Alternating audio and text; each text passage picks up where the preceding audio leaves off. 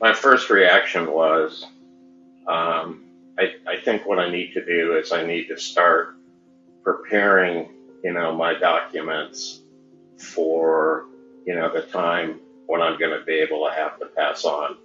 I really thought that this was a death sentence.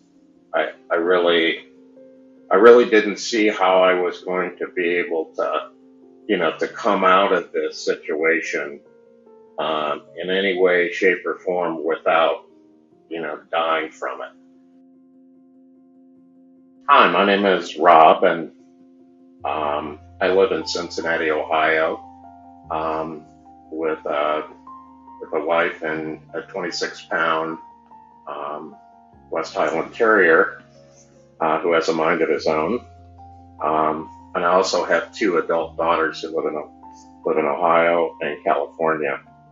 Um, in 2021, I was diagnosed with stage 4 metastatic prostate cancer at the age of 65. It was a journey from hell. I think if I look back at my cancer journey, I would say, it was the most difficult thing that I've ever done, and I would also say that um, it was also the most disappointing and terrifying thing that I've ever experienced. The first symptoms that I experienced were erectile dysfunction, and I really thought at the time that it was no big deal, and I was kind of embarrassed to even go see a doctor. At that point, I went ahead and made an appointment with my urologist, and he decided that since I was at his office anyway, that he would go ahead and run a PSA test, which in some cases is sort of a leading indicator of whether or not you have cancer, but it's not a definitive one. So he ran the test, and the PSA normally falls between 1 and 4. Mine turned out to be 44, which is about 10 times normal level. And I was really concerned at that point. I didn't know what that meant, whether I have cancer, whether I have some type of infection, really what was going on. I guess it just puzzled me, and I started to ask a lot of questions, and there really were no answers until such time as I got a biopsy. And the biopsy, really is known as the gold standard for testing prostates for cancer. Um, they ran the biopsy, and the biopsy said that I had stage 4 cancer. They didn't know at that time whether it was metastatic or not, but they said that, this is a very severe cancer. And my urologist kind of summed it up and said, "Hey, I'm really sorry, uh, what you have here." Um, and, that sort of summed up, what my outlook would be. And it just really continued to progress from there. My treatment plan was to decide whether I was going to have immediate radiation or I was going to have a radical prostatectomy, which effectively the radical prostatectomy, or as I call it, the RP, that that is a surgery that's going to completely remove your prostate. In doing so, they can definitively know whether or not the cancer has progressed beyond the prostate or it has spread beyond the prostate, which becomes um, the indicator of whether or not, it is metastatic. And metastatic changes really everything. That makes the cancer, much more severe, and it makes the treatment, much more difficult. So I, I basically, when they did that, they took the prostate out, then they checked for metastatic cancer and found out that the cancer uh, had spread into the lymph nodes, into the lymphatic system, which pretty much goes throughout your body and would be, would be I think, an easy conduit to transmit that cancer elsewhere. So at that point, I was really concerned, that, you know, with metastatic cancer and stage 4 metastatic cancer, that was going to be a big problem. My first reaction was, I think what I need to do is I need to start preparing, my documents for, the time when I'm going to be able to have to pass on. I really thought that this was a death sentence. I really didn't see how I was going to be able to, to come out of this situation in any way, shape, or form without, dying from it. And I guess, I guess that was reiterated, by my oncologist at the time. He said, he said, there's not going to be a cure for the cancer that you have. And oh, by the way, you are going to die from this. He wasn't the only doctor that said that. There really, there really was a number of reasons that, I started to develop a dim view or a dim outlook of what my life was going to be about and how short it was going to be. Talked to a couple doctors, but I was so intent on getting this cancer out of my body as soon as possible, and I I just I just urgently scheduled the RP to make that happen, and I didn't spend probably any type of due diligence to really look at at different oncologists. I went to a cancer center and just decided that I needed to get something done and done quickly. Um, I also thought, I mean, I didn't really have any kind of medical background, and I also thought that maybe if I get it addressed sooner than later, it would make my treatment cycle go much faster, and I wouldn't have to spend, the 2 or 3 years having prostate cancer treated if I was really proactive and jumped on this immediately. However, all of those were assumptions that I made, not based on any type of fact. Um, so I was really grappling, for what should I do, how should I do it, um, what was the path that was going to be most effective, and I just literally jumped into it without a lot of information. The RP really started off having some significant side effects.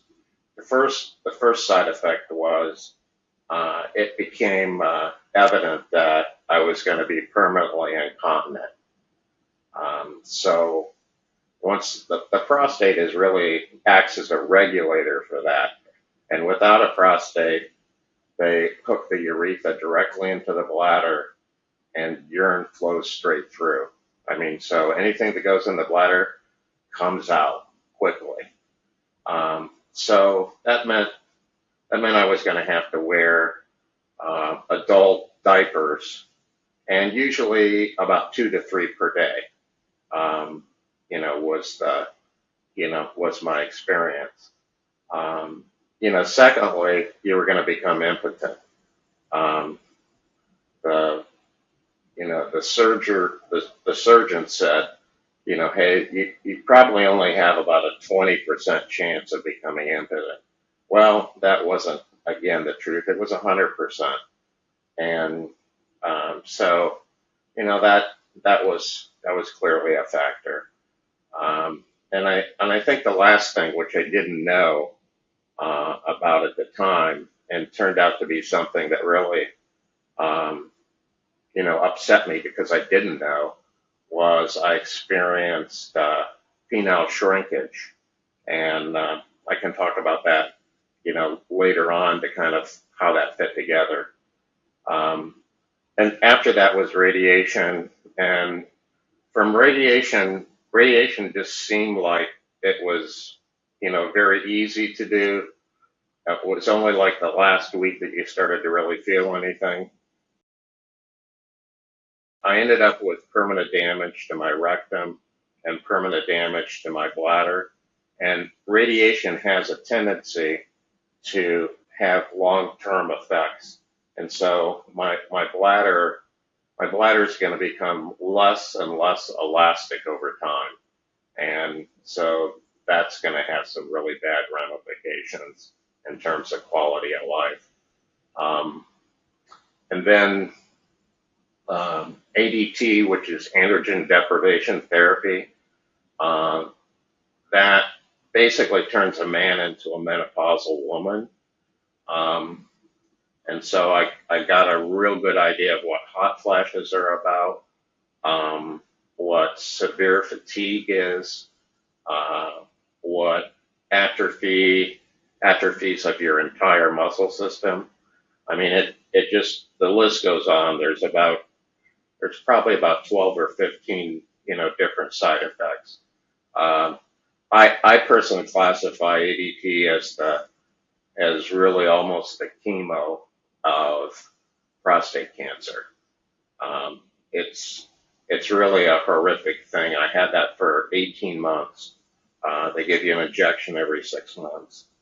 And then the last thing, that was on my treatment plan was uh, getting a couple implants put in. One that really helped to control the whole incontinence issue, which was very welcome. Um, and I mean, I still have some accidents with it, but it's minimal. And then the other one is called a penile prosthesis, and what it does is it does its best to simulate erections. But that one, quite frankly, was pretty useless for me. I think the worst situation for me was the the unknown side effect of the radical prostatectomy. That was by far and away the worst side effect, and it was the worst side effect not necessarily because of what it drove, but it was the worst side effect because it could have been prevented early on. And it seemed to me like my oncologist just sort of sat back and let it happen. And this particular side effect, what it had to do with was the what I call the penile shrinkage. Um, and this not only happened to me, but it's happened to a lot of people. Um, and what occurs is that the penis is really a muscle, and it exercises itself apparently at night. And because of that surgery, and I wasn't aware that that this atrophy would be caused. Um, my uh, my penis shrank over 50%, and it did so over the 2 years until such time as I got the penile implant, and so that was totally non-recoverable, but yet it was preventable, and that you know that like shut my anger all the way through the roof. That nothing was done. I wasn't informed about it. and it just basically dropped between the cracks. And the result of that, which didn't bother me as much as the fact that they just let it go. That was the problem for me. Was it was now so short, it wasn't capable of any type of sexual relationships. I mean, it just wasn't capable. So that was sort of a secondary factor. The primary factor was I didn't get the proper medical care. The whole area of penile shrinkage, because um, it is something that I will never get back. Um, a lot of my friends have told me, well, you have to look at it this way. You're still alive. And I said, but, yeah, you're right. I'm still alive. But the way these things happen, without information, without, without any understanding of what was going to occur to you, and to me, it just seemed brutal. I mean, you know, the, you know, the doctors didn't talk to you about it before they did it, and there was no support after. I mean, it was pretty much up to you to figure out, who could help you with this problem. And since then, I've actually developed a process to deal with some of these side effects that helps to focus on working around them. So some of them you can. I mean, like the issue, with penile shrinkage, which affects obviously me and my wife. Um, we're now talking with a therapist that can help us develop a different way of intimacy. So will that be the same? No, it's not going to be the same as it was. Will, you know, will it help in terms of where things are today? I strongly believe it will. The plan right now, and I guess it really started monitoring my testosterone and PSA every 3 months. That was the initial game plan, and that went on really for the first year. Now I'm in my second year now, and what they did is they changed it to every 6 months because it seemed like things were going pretty well. And in fact, I got some feedback from my current oncologist, and he was looking at the computer monitor, and he said, really, he said, based upon what I'm seeing here, it looks to me like you're going to beat this cancer. And I was very surprised about that comment, and I was elated, to hear that. Now, as everybody knows, there's no guarantees, when it comes to cancer. I wish you could put that in stone somewhere and you could rely on it. But I, you know, I held a celebration with my family and friends nevertheless, because it was a great milestone. And, what I thought at the time, was, I need to do my best to put all this emotional distress behind me. Um, that took a year with working through the problem with a mental health therapist. I mean, it was so the anger and the frustration was so ingrained, by that point, because I didn't get good care, and a lot of bad things, it seemed, accumulated. There's a variety of places, that you can go for support, and there's also places that, the support is not that effective. Um, my personal recommendation, and where I found the support to be the best, is through an organization called the Immerman Angels.